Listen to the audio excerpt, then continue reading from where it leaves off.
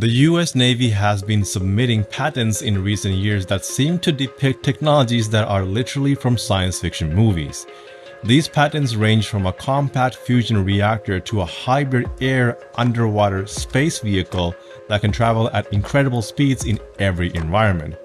These out-of-the-world technologies are mostly led by Dr. Salvatore Pais, who is an American aerospace engineer and inventor, currently working for the United States Air Force. If you're not familiar with these patents or his work with the Navy and the Air Force, then this video is a must-watch to get yourself up to date. Is the Navy on the verge of taking a giant leap into the future, or is this perhaps just a strategic misinformation program to confuse US adversaries? Well, let's find out, so without further ado, let's get plugged in.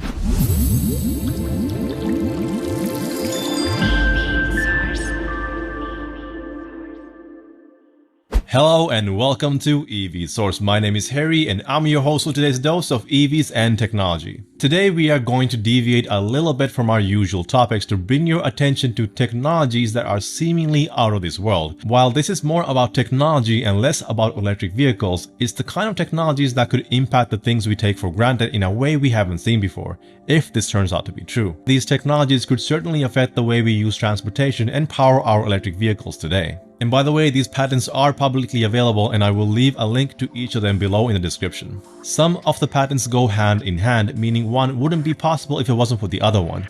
And you'll see in just a bit what I mean. Documents released through the Freedom of Information Act contain hundreds of pages about the Naval Innovative Science and Engineering Basic and Applied Research Program and the tests, photographs, and other related material associated with it. Dr. Pai's inventions are enabled through quote-unquote Pai's effect, a theoretical physics concept that is based on the quote controlled motion of electrically charged matter from solid to plasma via accelerated spin and accelerated vibration under rapid yet smooth acceleration, deceleration, acceleration transients. As a result, according to Dr. Salvatore, incredibly powerful electromagnetic energy fields can, quote, engineer the fabric of our reality at the most fundamental level. This can lead to revolutionary changes in power and propulsion, quantum communications, energy production, and of course weaponry. But let's face it, pretty much anything can be weaponized if in the wrong hands. Just keep that in mind as we move ahead. The more something impacts society in a positive way, it can also be used to do harm.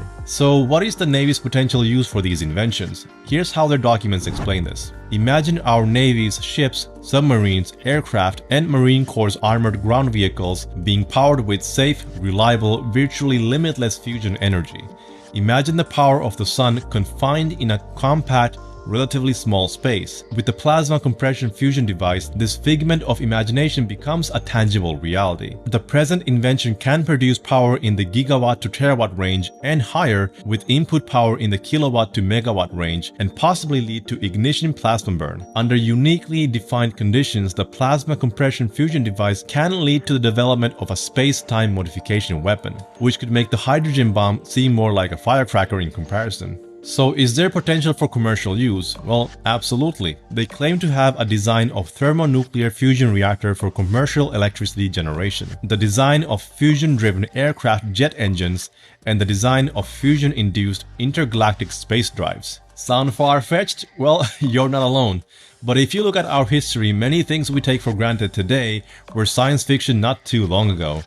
Things like the nuclear bomb, airplanes, the internet, small computers, and mobile phones were all seen as science fiction. Just because we don't understand something or something seems out of the realms of possibility doesn't mean it doesn't exist or cannot exist. New discoveries wouldn't be possible if it wasn't for individuals accepting that we don't know everything about our universe and being open to new ideas. One person particularly that comes to mind is Nikola Tesla, who I've admired almost my entire life. An entire video can be devoted to discussing his inventions, but I'll leave that for another time. The United States Secretary of Navy is listed as the assignee on several radical aviation technologies patented by an aerospace engineer working at the Naval Air Warfare Center Aircraft Division headquarters in Patuxent River, Maryland. Last year, the publication of several unusual patents assigned to the US Navy raised eyebrows due to the seemingly radical and unconventional claims found within them. These patents included bizarre technologies such as, quote, a high-temperature superconductor, a high-frequency gravitational wave generator,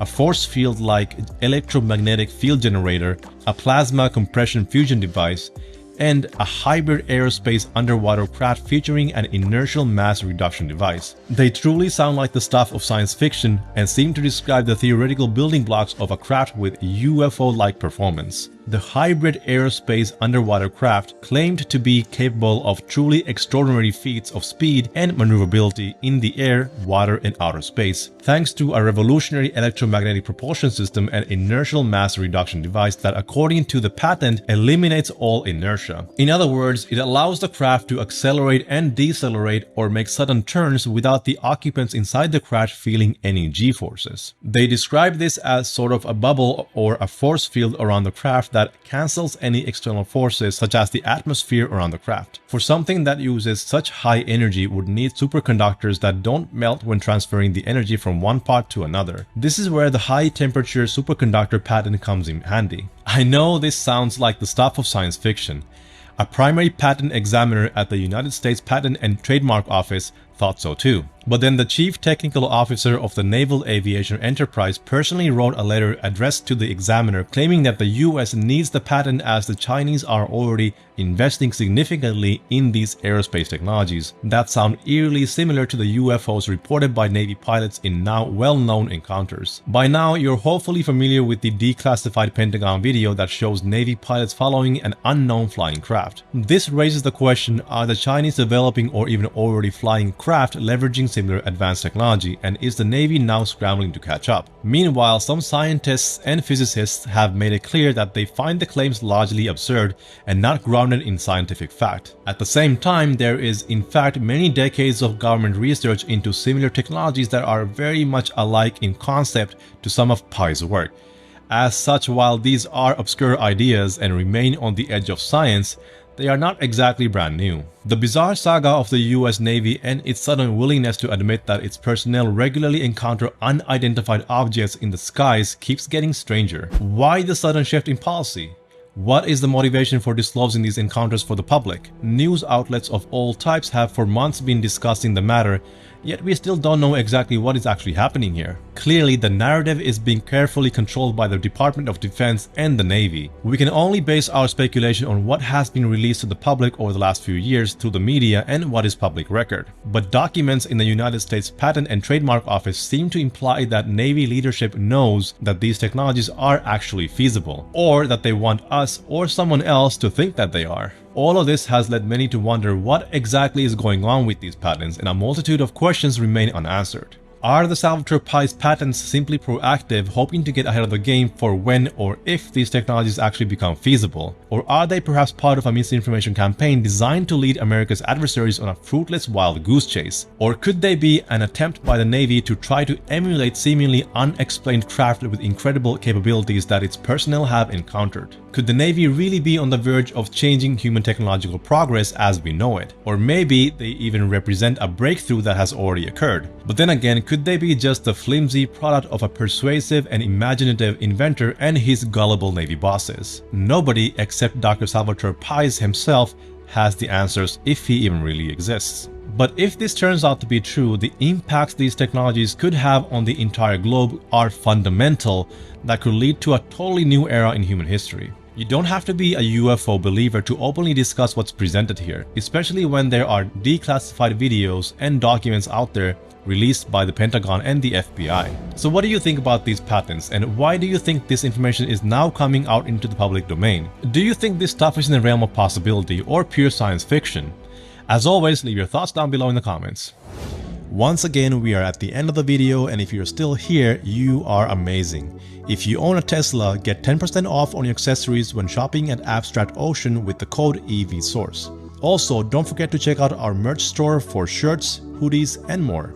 And if you would like to show more support for the channel, consider becoming a patron and get access to exclusive content such as Q&As and behind the scenes. But in the end, the best form of support is having you watch and enjoy these videos. And of course, a shout out to our patrons you see on the screen, and a special shout out to our power producer Inku Kang. Thanks for watching. My name is Harry and this is EVSource. Keep charging ahead and I'll catch you in the next one. Stay safe and take care.